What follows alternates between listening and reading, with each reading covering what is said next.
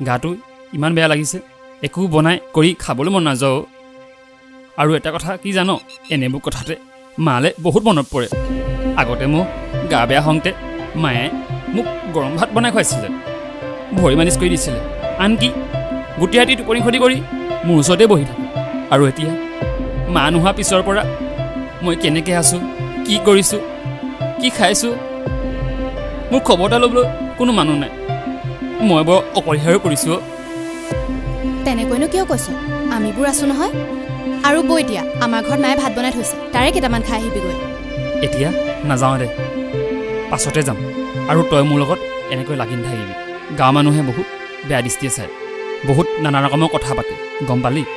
হ'ব দে তোৰ গা বেয়া হৈ আছে আজি বেছি কথা নাপাতো